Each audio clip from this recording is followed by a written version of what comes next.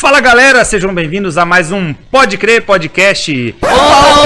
Opa, esse mês não. Ô louco, invasão aqui no estúdio do Pode Crer Podcast.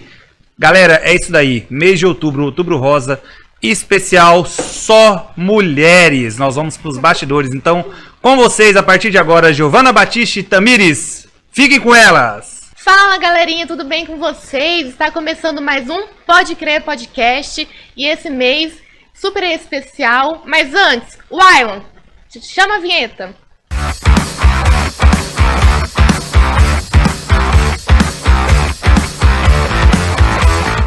Fala galerinha, eu sou a Tamires, mas pra vocês podem me chamar de Tami. É a minha primeira vez aqui, se eu errar, me perdoem. Mas vocês vão ter que me aguentar aqui por uns dias, tá bom? Então, vou apresentar minha companheira aqui do podcast, minha amiga, líder, digníssima, dona do Picolino, Giovana. Fala galera, tudo bem? Eu sou a Giovana e eu tô aqui pra avisar pra vocês que esse mês não tem pra ninguém. Esse mês de outubro nós vamos estar com convidadas mulheres ilustres só pra vocês e vão ter que nos aceitar aqui para nós mostrarmos para vocês essa realidade do outro lado. Nós estamos aqui com mulheres que servem a Cristo de um modo real e hoje estreando, vindo com tudo, abre alas, nós temos aqui Elizabeth Pasqualini, psicóloga, coach, uma voz cristã, uma mulher de luz. Como você tá, Beth? Oi! Boa tarde, meninas. Como é bom ver vocês assim, todas dispostas, né? Empolgadas. Eu também sou muito empolgada, apaixonada. Que bom, eu quero poder contribuir naquilo que for importante, necessário. Estou aqui para contribuir. Ah, maravilha. Beth, fala pra gente um pouquinho como que foi o seu encontro com Jesus. Como que Jesus te encontrou? Que nós sabemos que ele seleciona. Que lindo, né? Como Jesus me encontrou. Eu tenho uma consciência que ele sempre nos viu, ele sempre nos vê. A palavra de Deus, ela nos garante isso, que ele nos formou no ventre da nossa mãe. Então imagina ele nos formando ali, né? Então os olhos dele sempre atentos a nós, mesmo quando a gente não está tendo essa consciência, ele está nos vendo. Mas existe aquele momento que realmente acontece o encontro. E eu penso que esse encontro de fato aconteceu. Eu morava em Brasília, eu tinha acho que uns 25 anos, tinha minha filha mais velha, uns 4 aninhos. Eu falo que ela foi a responsável para quem Deus usou para me ganhar para ele. Eu estava num momento muito difícil em Brasília e ela pequenininha, só nós duas, e eu vi um monte de pessoas numa rua lá num templo, era um templo batista, e aí uma colega perguntei o que estava acontecendo lá, que estava uma muvuca de gente. E aí ela falou assim, acontece uns babados lá, tem umas curas, uns milagres, o pessoal levanta da cadeira de rodas. E aí eu, empolgado, falei, eu quero ver o babado, né? Porque eu nunca tinha visto isso. E atravessei a rua e fui. E cheguei lá, tinha uma missionária pregando. E foi interessante que ela usou uma passagem bíblica que está lá em Mateus, no capítulo 6, acho que 19, que fala sobre deixar uma herança, ou ter uma herança onde a traça e nem a ferrugem destrói, e nem o ladrão rouba. Que nós devemos pôr o nosso coração nisso, em fazer algo que nem a traça e nem a ferrugem destrói, nem o ladrão rouba. Só que dessa vez ela colocou de uma forma diferente. Ela colocou que nós deveríamos deixar para os nossos filhos essa herança. E essa herança era Jesus. E eu me empolguei com aquela palavra, porque, como eu falei, eu estava passando um momento muito difícil. Eu achei que eu não... qualquer momento eu poderia morrer ali em Brasília. Eu estava passando necessidade financeira, alimentar. Muito difícil, foi um desertão. E aí eu me inspirei naquele momento, eu creio que o Senhor me tocou ali, que eu poderia deixá-lo para Taira. ele como minha herança. Caraca. Então eu fui lá na frente, entreguei a minha vida para ele e disse: se acontecer alguma coisa comigo aqui, eu quero que o senhor cuide da minha filha, e enfim. E foi assim. Ah, perfeito. Caraca! A gente sempre fala que o reino do Senhor é um tesouro, né? Mas assim, com essa sensibilidade, alguém palpável que a gente ama, torna tão real, né? Passar para alguém que a gente ama. Eu tenho uma pergunta referente assim, você sempre foi cristã? Foi ali que você encontrou a Cristo? Como que é esse babado? Esse babado é tenso.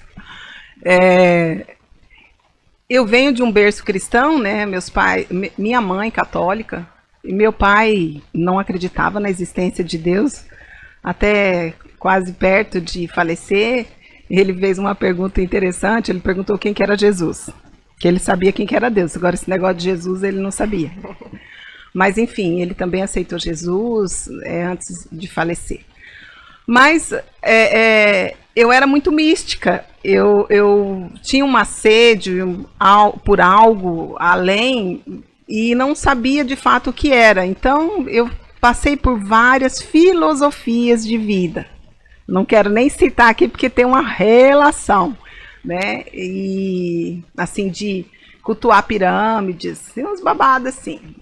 Enfim, uma relação mesmo de religiões e filosofias de vida. E eu estava, inclusive, fazendo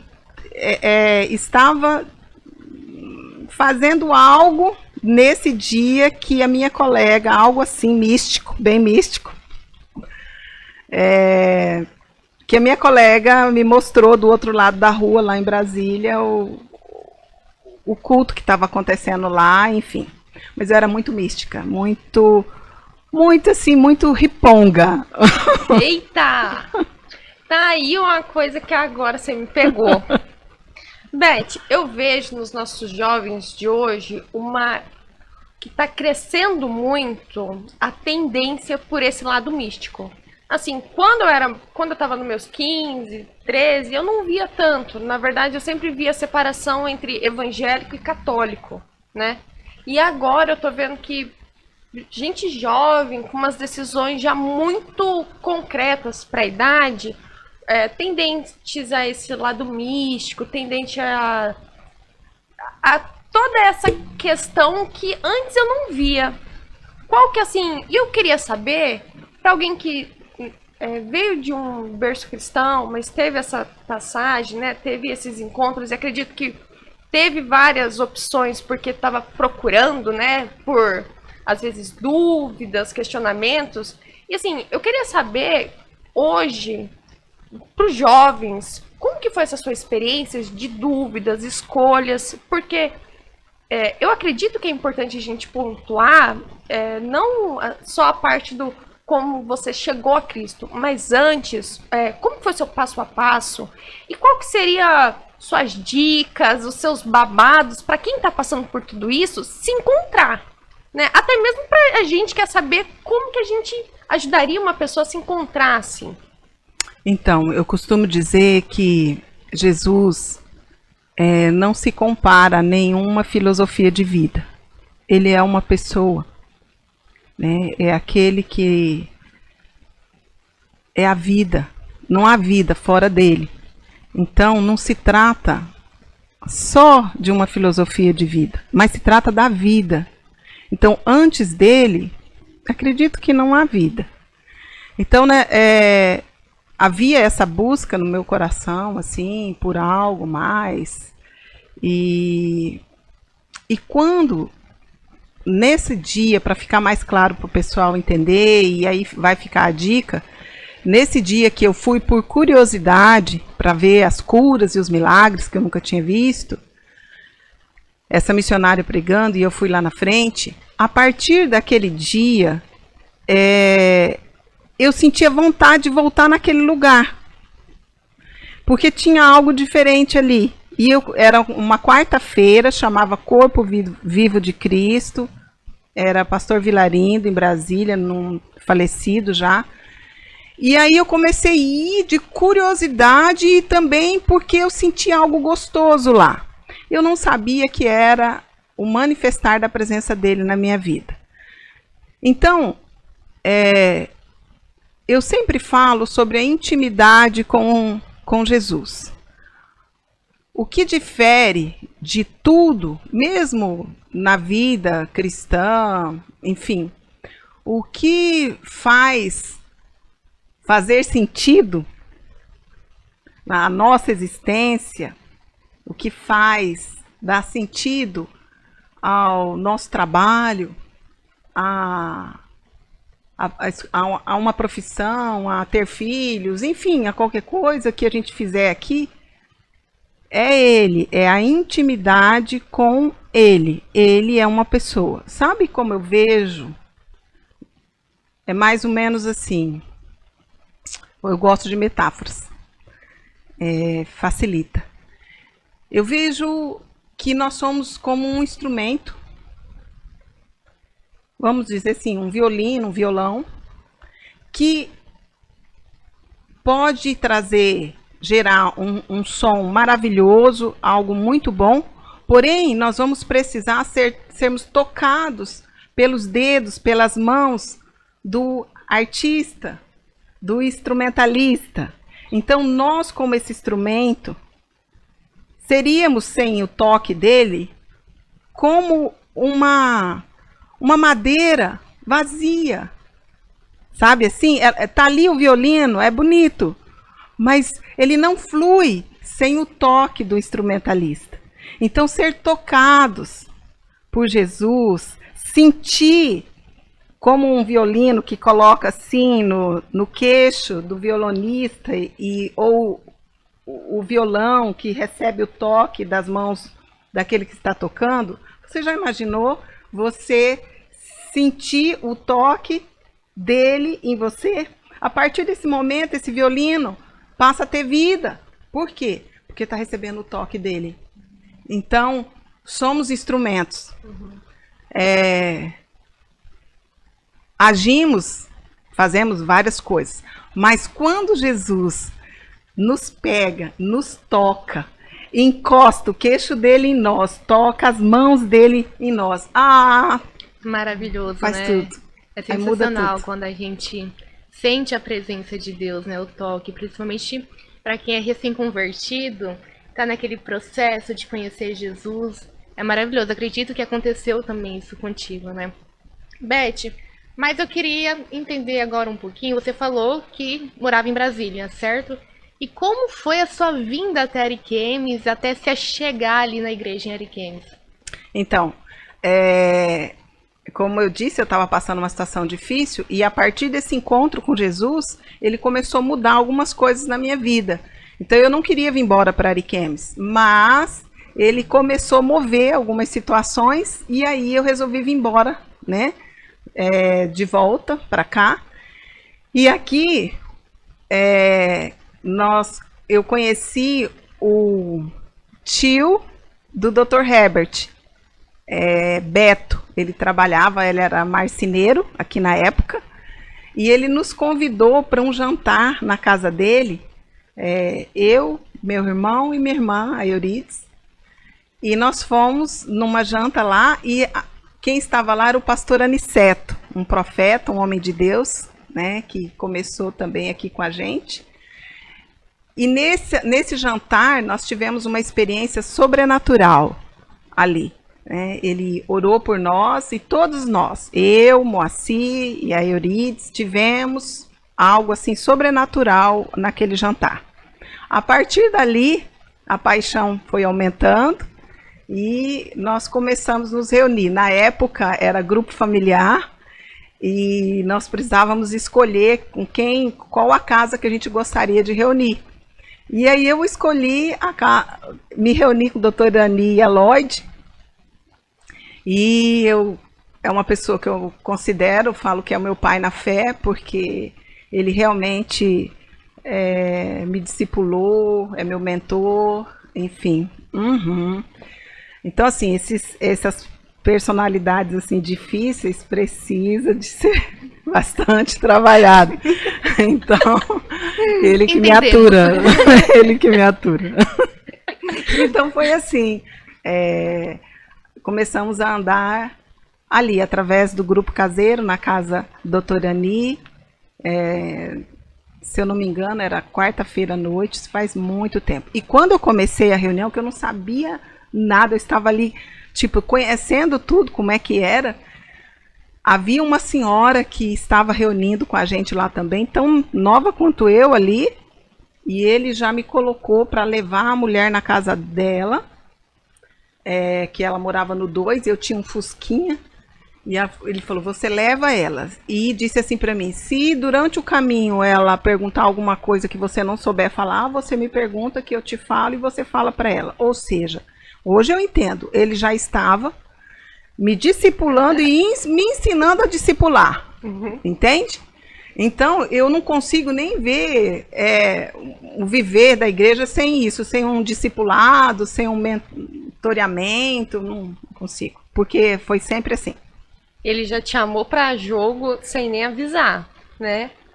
E, assim, você comentou sobre a sua personalidade, né? Esse seu negócio de gesticular, e a gente vê nas suas pregações que é, assim, muito espontâneo, e eu vou mesmo, eu tô contando ali minha parte cristã, eu tô contando meu sentimento ali. Conta pra mim, como que foi essa sua experiência de ter seu pai na fé? Seu pai na fé é seu doutor Irani. Porque, venhamos e convenhamos, como é de conhecimento geral, A saia justa. o temperamento é um pouco diferente. Como que foi pra ti? Então, nós somos muito diferentes, né? Eu sou mais emoção e ele é mais razão, e eu creio que isso fez toda a diferença. Então, para mim é um privilégio, é um privilégio tê-lo como meu discipulador, quem Deus escolheu para trabalhar comigo. E eu digo assim que eu não fui mais bem-sucedida na vida por não tê-lo ouvido. Todos os conselhos e orientações dele que eu segui, eu fui muito bem-sucedida. Se eu tivesse ouvido mais, seria mais bem-sucedida. Então é um privilégio. Nós não conversamos muito. Ele não é dado a muita conversa, né? É da personalidade dele. Mas não houve um dia, não houve uma vez que eu procurasse ali no consultório, no hospital, eu chegava e anunciava para a secretária que eu estava ali, e ele dava um jeito de abrir espaço, e eu entrava, e eu perguntava o que eu tinha que perguntar, e ele me respondia. Então eu aprendi muito com ele. Muito mesmo, vendo agir. E quando nós falamos sobre o Dr. Ani ou outros líderes que eu também tive o privilégio de ter comigo, o Daniel e a Fátima também foram ferramentas importantes na minha vida. Eu falo que não são homens perfeitos, muito pelo contrário, né? Eu via, inclusive na imperfeição do Dr. Ani, a perseverança dele no Senhor que me chamou mais atenção.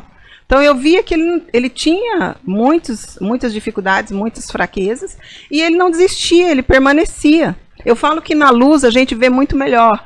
Então no meio ali da igreja, ali que a gente vê mesmo os defeitões nossos, já viram? Na luz que a gente vê. E você não desistir, você perseverar, e você está ali. E isso aí fortalece, isso foi o que me fortaleceu. Não, você falou o que alguém tá precisando escutar em alguma ponta desse Brasil, porque né? A gente só sente cheiro quando tá perto. Isso. E é quando tá perto que a gente decide se vai estar perto ou não. Porque isso eu demorei pra entender, na verdade eu demorei pra ter esse sentimento, porque eu demorei muito pra ter um relacionamento próximo com as pessoas da igreja. E aí você falando, você me remete, porque a gente pensa, só quem tá perto sabe onde o calo aperta. Só quem tá perto sabe onde o CC tá saindo, né? E como a igreja a gente não é família de sangue, na igreja a gente tem que escolher ficar. Escolha. E aí, por amor que a gente fica, né? Você falou assim, encaixou perfeitamente. Por amor a gente fica. No discipulado, batendo nessa tecla, porque a gente tá aí e patina e volta e vai, e a gente tá discipulando, e a gente é discipulado, e e bate e leva, e leva, e leva, e dá só uma. A gente está tentando se encaixar no nosso dia a dia com o Senhor. Eu queria saber de você, da sua experiência pessoal. Eu tô falando assim, de modo pessoal meu, sabendo que eu tenho muito mais minha personalidade ligada a você do que o Dr. Irani.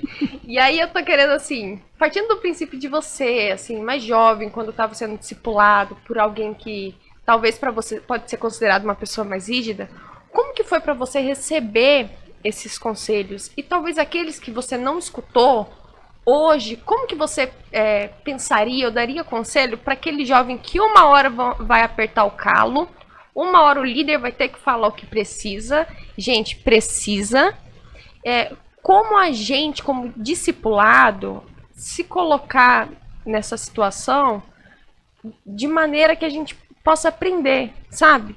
Pra gente escolher ficar? Por favor, o povo quer saber. A pergunta de milhão é essa. Exatamente. Simples. Olha para Jesus. Eu aprendi com ele exatamente isso, a base de tudo. Olha para Jesus. O que é olhar para Jesus? Olha para os princípios dele. Testifica. Então, o Senhor, ele tem princípios. A nossa vida com ele é regida por princípios. E nós precisamos nos fundamentar nesses princípios. Então, quando a gente vê um líder tropeçando, que é comum, a gente ouve muito isso. Eu continuo líder, discipuladora, como eu falei, eu não sei fazer outra coisa.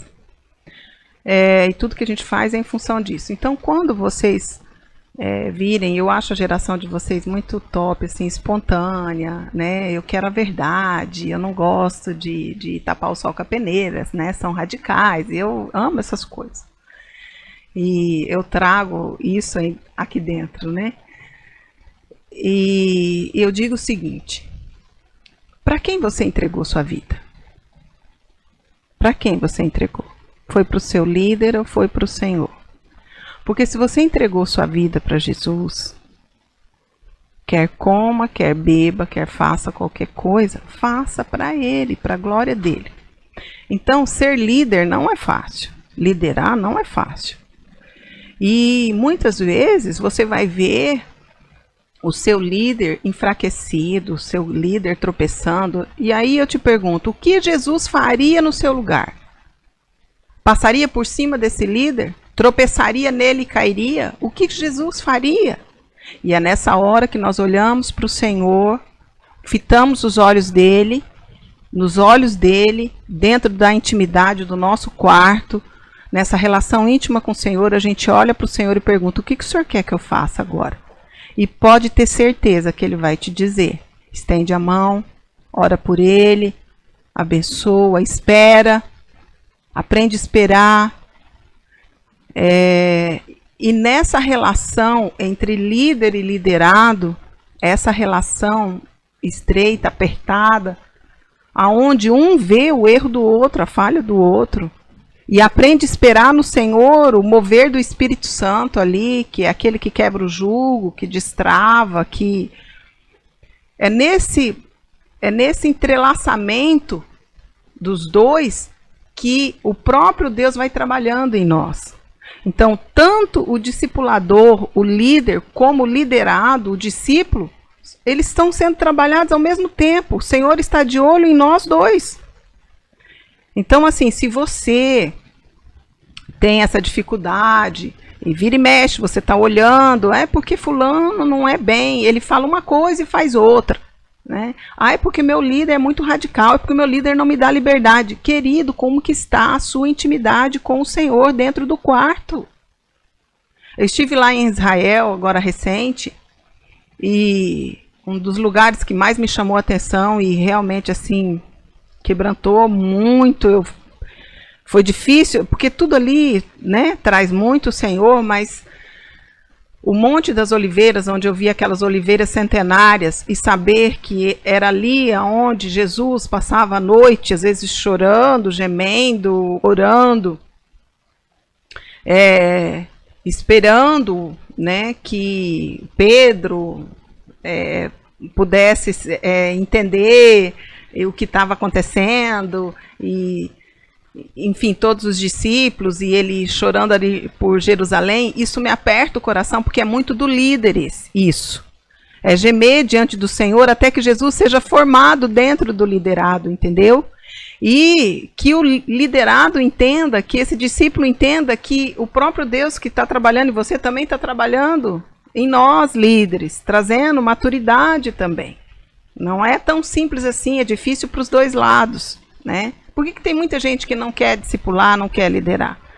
Porque é um compromisso de se deixar moer pelo Senhor, de se deixar quebrar, né? Ver o discípulo do Senhor ali, olhando com um olhar meio atravessado, né? Meio rebelde, e a gente ainda ali com paciência, e às vezes se posicionando assim mais forte, e acreditando que o Espírito Santo não vai deixar ele se arrebentar, entendeu? Então, assim, Giovana e Tamires e aqueles que estão nos ouvindo, precisamos olhar para o Senhor, saber quem é o autor da nossa vida e perguntar para ele o que o Senhor quer que eu faça. Enquanto você não tem uma resposta dele, não haja.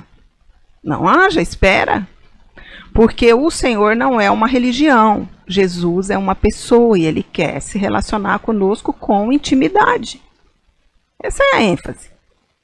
Nós estamos seguindo o mestre. Eu não vi o mestre abandonando ninguém. Você lê a história de Jesus em tudo que ele fazia? Não. Porque tropeçou, porque caiu? Quem foi que ele abandonou? Quem que ele deixou? Eu não vi, ninguém. Por que eu faria? Então eu não estou seguindo ele. Ah, mas isso impede de eu ver a dificuldade do meu líder ou daquela outra pessoa? Não, eu estou vendo, a gente está na luz, e na luz a gente enxerga tudo. Mas como que está o meu coração diante do Senhor? Está mais parecido com ele? Quanto de mim eu tenho ainda?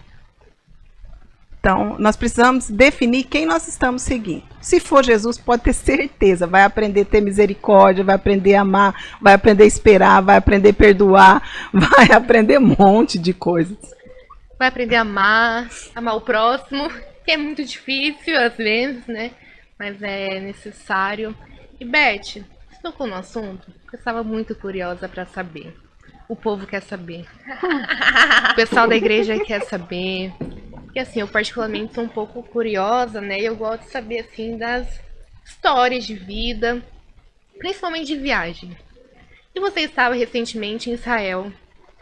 Como foi essa experiência de caminhar onde Jesus caminhou? De estar onde Jesus estava? Conta pra gente.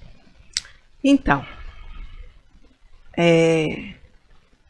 o meu pai na fé me ensinou a viver a minha Jerusalém aonde eu estou, né? Viver com o meu Senhor onde eu estou. Então, assim, sinceramente, eu não tinha expectativa de Israel.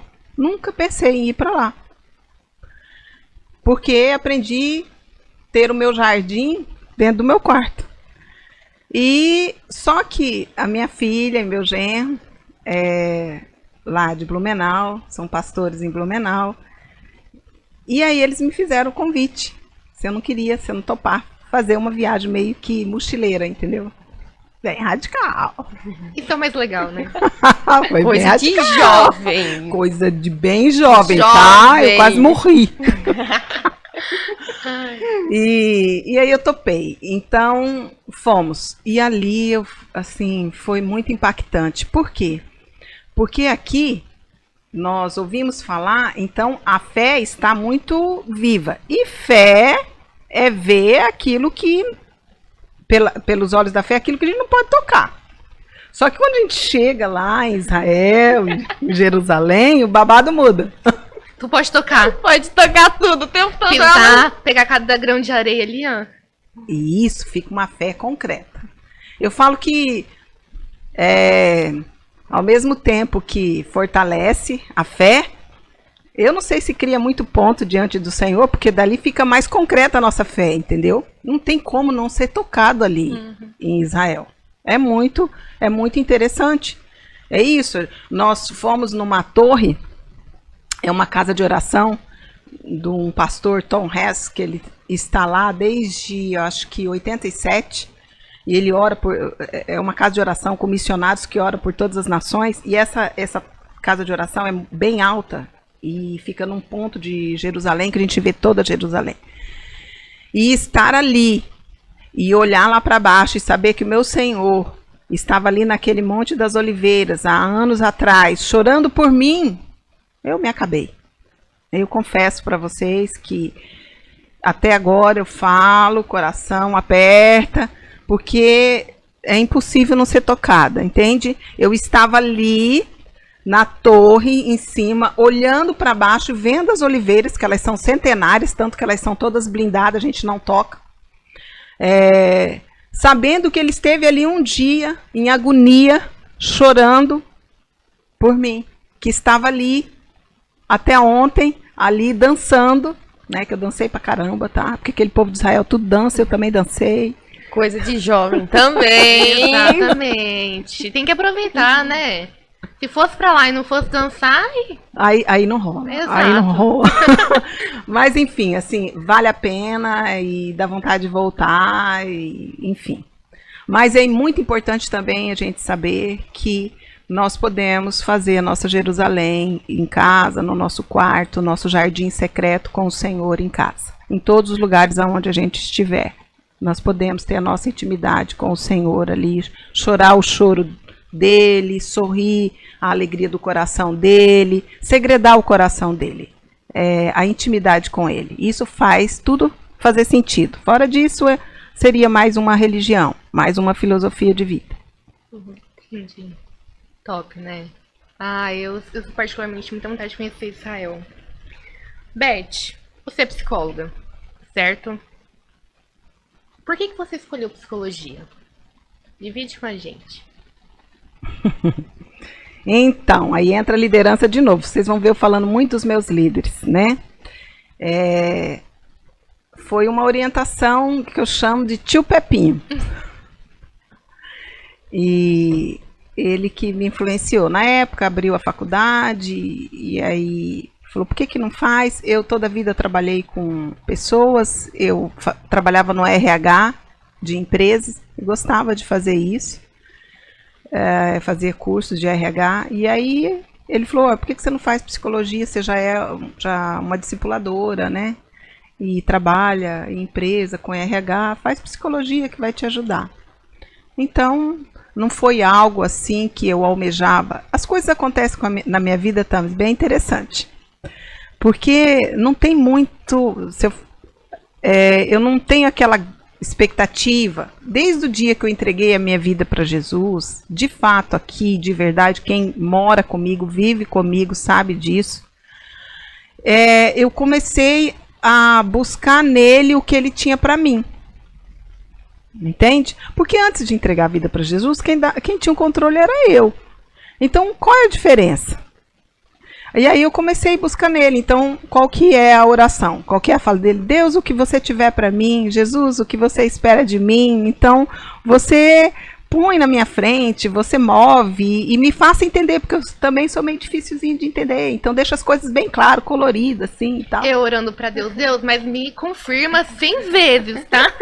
Mais ou menos isso, porque aqui é meio atrasadinha e tal. Então, assim foi a psicologia. Ele falou, então faz, e eu fiz.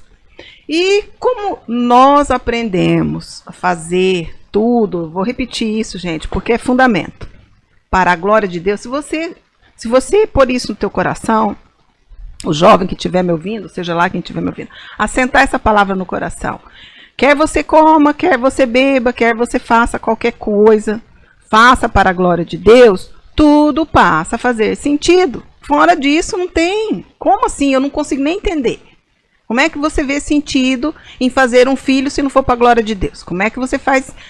O que tem sentido numa profissão depois que você entrega a vida para Jesus? Se você não vê o Senhor agindo ali, na sua profissão, fala para mim, vai ficar um oco. Então, a psicologia foi assim na minha vida. Aí na sala, né, que é uma ciência, e como ciência, né? Preciso de algo concreto, então, aonde está Deus, né? E falaram para mim assim, você vai ter dificuldade, porque você é toda aí apaixonada e os professores são céticos, ou seja, são doutores que não creem na existência de Deus, enfim, muitos ali não vão.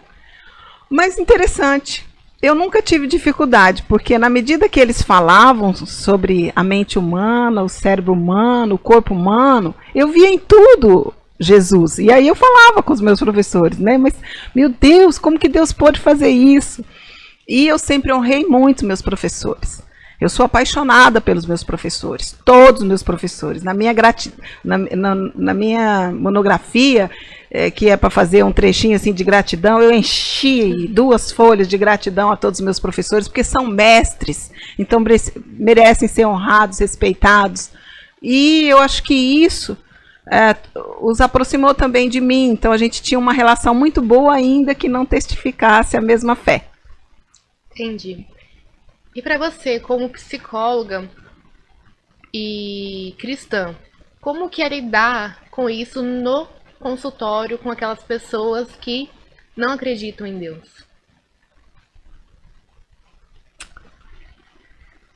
Eu tenho uma teoria aí, um babadão aí. Conta pra mim. Ó o segredo. Então, eu não acredito que existam pessoas que não acreditam em Deus. Por isso que eu falei que é um babadão. Tá, vou explicar melhor. Eu acredito que existem pessoas com dificuldade de aceitar que Deus existe e Ele é Deus. Que Ele não deve satisfação para ninguém, porque Ele é Deus. Então eu acredito em pessoas que têm dificuldade por aquilo que passou na sua vida, pela formação, enfim, por algum motivo, falar assim, ok, Deus existe, porque a partir do momento que ele fala Deus existe, cai sobre ele uma responsabilidade, entende? A partir do momento que eu falo que isso aqui existe, então já está sobre mim uma responsabilidade em relação a esse corpo. Então, entendendo a mente humana, né, os mecanismos que a gente usa de defesa e tudo mais, sinceramente eu não acredito no ateu. Como é que faz? Vocês já ouviram isso? Eu não acredito. Eu acredito no mecanismo de defesa que ele tem ali. Porque a glória de Deus é vista, a Bíblia fala isso, em tudo que a gente vê. Enfim, então quando eu acolho ele no consultório, eu acolho entendendo que ele tem ali um probleminha e eu o respeito. Se ele não quiser mexer nessa caixinha, a gente não mexe. Mas eu olho para ele com olhos de amor, porque também tem uma aliança com o Senhor, que se não fosse a minha aliança com o Senhor no consultório, é que se o Senhor não me usar ali, então também não precisa eu estar ali. Então já não sou eu ali. Eu creio que é o Senhor amando esse paciente, porque o Senhor ama, Ele quer ajudar. Então eu olho para ele com o amor do Senhor e, por incrível que pareça, um babado acontece ali. Eu amo esses babados. Gente, eu tô chocada. Rosa, pra mim o babado deu muita volta, eu tô juntando os pontos. Mas falando como jovem, ansiosa, querendo tudo pra ontem e chorando pelo que ainda nem quer. Vamos de consulta grátis aqui agora. Debita a consulta aqui. Falando justamente como jovem, ansiosa, a gente quer o nosso futuro tá vindo e a gente já tá sofrendo pelo que vai vir. E a gente que cuida de jovem, né? A gente que conversa com jovem. E aí, várias vezes, às vezes até mesmo no liderando, traz essa questão da ansiedade. E aí eu já falo, Deus E a minha ansiedade, como que eu vou tratar do ansioso? E aí, quando você fala que nada faz sentido fora da glória de Deus, nos quebra no meio. Porque assim, eu já tô pensando, né? As minhas crises todas não valem de nada. Porque assim, na minha cabeça eu já tô com umas crises marcadas pra semana que vem. Não tive essa semana porque eu não tive tempo. Tô entregando trabalho. E aí, quando você chega aqui e me fala um babado que tudo é pra glória de Deus, assim, da nossa profissão, que é algo que o pessoal da nossa idade agora tá se questionando bastante, da nossa profissão, família, posicionamento, assim, parece que simplificou tanto que a gente fica se perguntando, meu Deus, tudo isso que eu tô aqui se resume a isso. E realmente, se tudo for pra glória de Deus, do que adianta eu me descabelar por algo que não é pra glória de Deus? Então, é assim, Giovana, a gente saber disso, vamos dizer, a gente passa a ter um conhecimento, mas ainda não resolve. É só um conhecimento. Então, a ansiedade, ela é comum, é inerente ao ser humano, mas a ansiedade patológica é aquela que nos adoece, né? Que hoje o mundo tá, enfim, é uma epidemia. Eu falo que não é nem de Covid, é de ansiedade. Isso não é só a geração de vocês, a ansiedade a viver esse amanhã, correndo tudo, essa alta exigência, a sociedade exigindo, enfim, a gente se exigindo, ela é muito comum. E claro que na geração de vocês, que eu falo que é a geração, eu falo não, os sociólogos, né, falam que é a geração 100% digital, você sabia, né, que você é a geração 100% digital, vocês nasceram no mundo digital. Então, imagina, tudo é para ontem. Então, não tem como a sua mente não ser acelerada, né? Tem aí tudo, né? O tal do déficit de atenção. Por quê? Porque é muito acelerado. É um desafio para vocês. Muito rápido, tudo muito rápido. Mas eu tenho dicas que eu acredito ser muito importantes para trabalhar com ansiedade. Primeiro, agenda. Precisa ter agenda. E aí, né, eu estou vendo aqui, não é fácil para ninguém o tal da agenda. Mas é uma ação que ajuda muito a diminuir a ansiedade. Por quê? A mente ansiosa, olha bem, a mente ansiosa, ela está buscando algo que está no futuro. E se está no futuro, ainda não aconteceu. Então, imagina, então ela não vai desligar, porque ela está com foco nesse futuro. Então, o que ela precisa? Ela precisa visualizar esse futuro agora concreto, porque a hora que ela visualizar, ela descansa. Então, quando a gente coloca o compromisso de amanhã, de domingo que vem, na agenda hoje, a sua mente vai olhar e vai... Então, quando ela trazer domingo, você vai falar sobre o que na sua célula? Aí você olha para a sua agenda e vê que você colocou que vai preparar o seu estudo na quarta-feira, na parte da tarde ou tal hora ali. Aí quando você olha aquilo que vem na tua mente, pô, eu vou preparar o meu estudo na quarta-feira, por que eu vou estar preocupado agora? Quarta-feira eu sento e preparo. Então a sua mente começa a receber uma organização. Eu falo que mente ansiosa precisa ter um celular na mão, que no caso de vocês é celular, que vocês já não é mais geração de papel, não para ficar tocando, não para ficar ali nas redes sociais, mas para ter uma agendinha ou um lembrete, um lugar onde vocês vão anotar, o bloquinho de notas, que você lembrou de tal coisa, você escreve lá no bloquinho de notas. Quando chegar à noite, você lê o seu bloquinho de notas e fala, nossa, eu vou ter que fazer isso, aí você coloca na sua agenda. Bloquinho de notas é para aquela hora que você tem uns insights, aquela hora que você lembrou de tal coisa, você está aqui correndo, aí você coloca no bloquinho de notas. Depois, à noite, você senta e aí você dá uma olhada no seu bloquinho de notas e aí você faz a sua agenda. Anotado, porque tem uma agenda lá que tá em branco.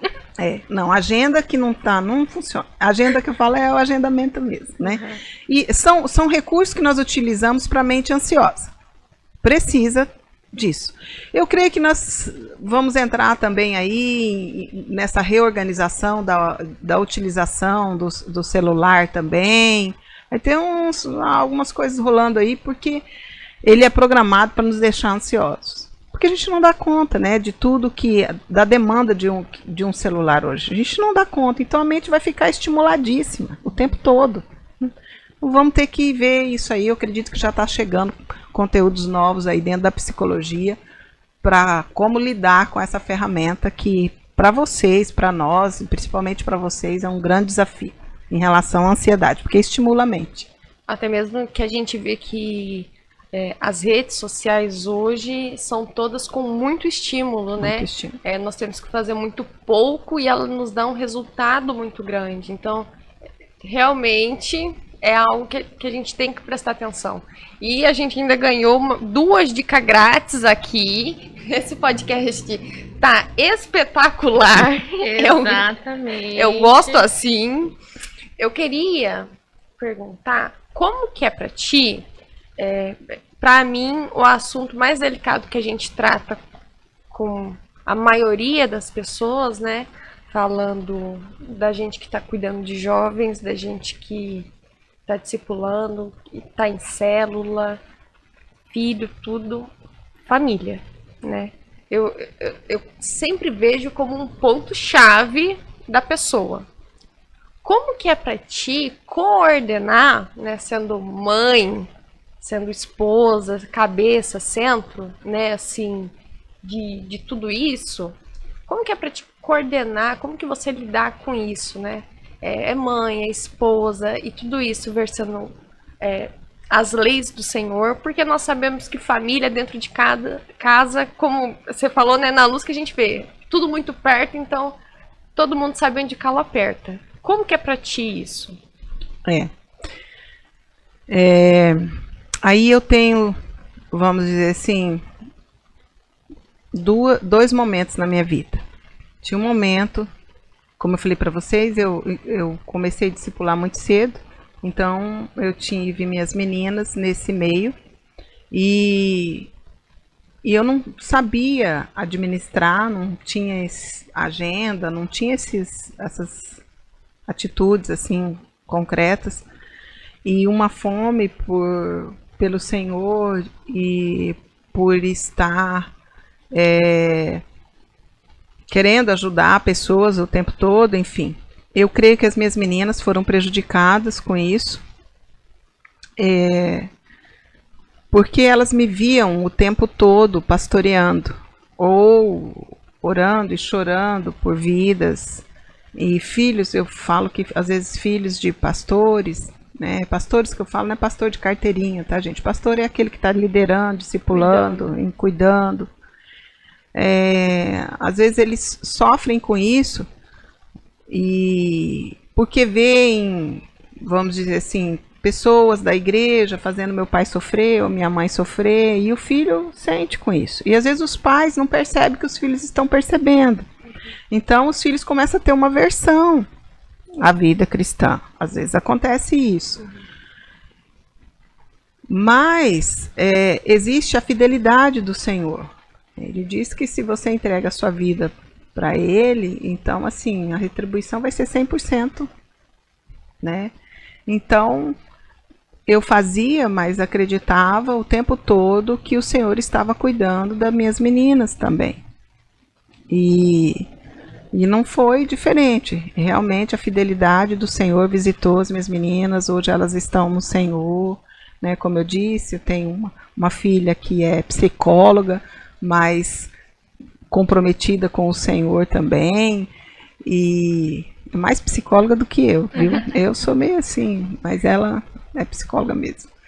E tem essa outra que é fisioterapeuta e é pastora de jovens, mas elas trazem sim as marcas no corpo, vamos dizer assim, dessa época onde eu não tinha muito tempo para elas, porque eu trabalhava e discipulava, e sobrava pouquinho para elas, muito pouco. Mas quando eu aprendi que eu precisava administrar melhor isso, então foi quando eu comecei a usar a agenda. E a agenda a gente prioriza. Então você coloca aquilo que é indispensável primeiro, entende? E você vai colocando e vai deixando por último aquilo que sim, se der tudo bem, se não der, ok. Então hoje eu levo isso muito a sério, falo com meus pacientes, para os meus discipulados, eu bato na tecla da agenda, precisa se organizar. Então eu tenho tempo, às vezes quantas vezes eu saio do consultório, 1 hora pendurada, chega, esquenta a orelha no telefone com as minhas filhas. Então, assim, conversa, e vai para casa conversando e tudo, e é o meu momento ali com elas. Então eu tenho uma que ela fala assim, mãe, quando eu tiver um tempinho, aí eu te ligo e aí a gente conversa. Então não adianta a senhora entrar em contato comigo, porque eu tô correndo.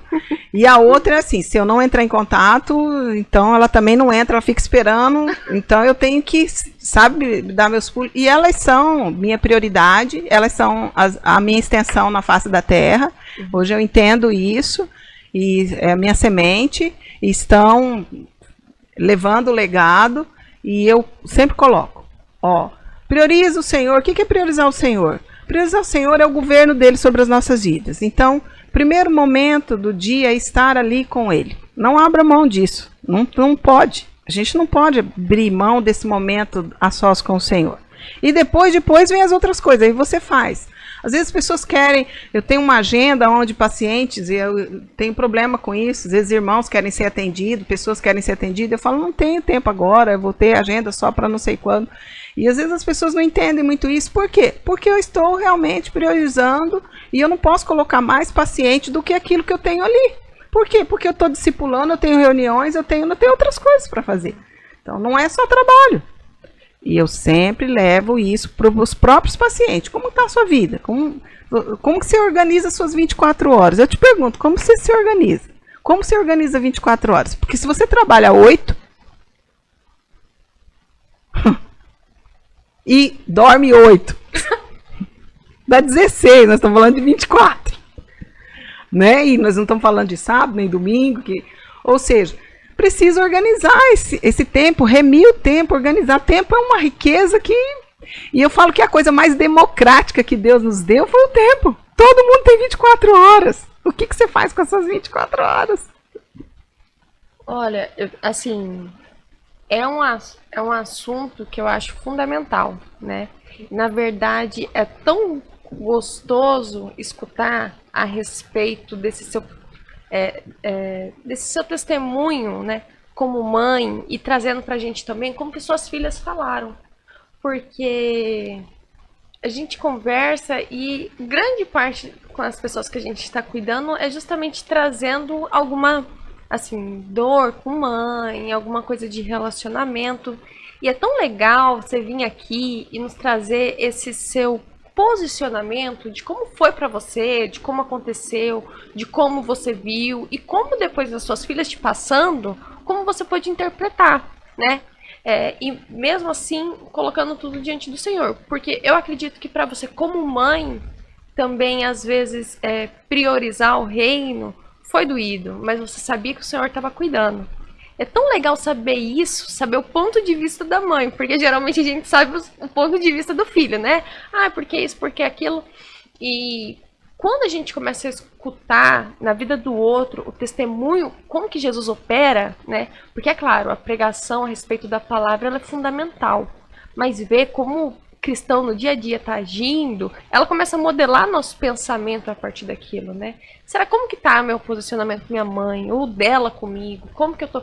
E vendo você vir aqui e falar assim, escancaradamente, como é, como foi, como doeu, como não doeu, nos traz à tona essa realidade, né? De família, de cuidado, de reino, e junto com tudo isso, a prioridade do tempo. Beth, você é líder de célula,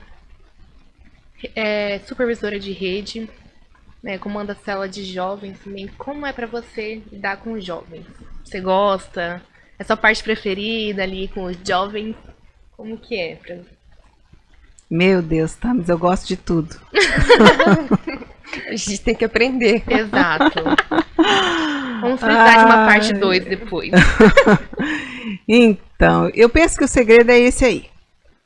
Quando você não está pensando em si mesmo e aí a gente olha para o outro e vê a necessidade do outro, aí encaixa e fica muito bom. Então você falou de relacionar com o jovem, enfim, eu gosto de me relacionar com casais, né? A gente trabalhou muito tempo com Casados para Sempre, eu amo fazer isso. Os jovens eu acho muito divertido, eu olho para vocês, você pode ver que eu estou rindo o tempo todo, porque a juventude nos traz vida, né? Eu não vi a hora de vocês entrarem, começar a trabalhar aí, meter a mão na massa, eu não vi a hora, porque vocês trazem vida para nós. E então é gostoso, trabalhar com jovem é divertido, é gostoso mesmo. Cansativo, tem... Eu não sei, assim, no corpo, né? Porque a idade já abre o bico. Mas a vida que vocês transmitem pra gente é muito bom. Então, ver a juventude de vocês alegra o nosso coração. Não sei, gente, eu falei pra vocês que eu sou uma pessoa, entendeu? Eu sou apaixonada.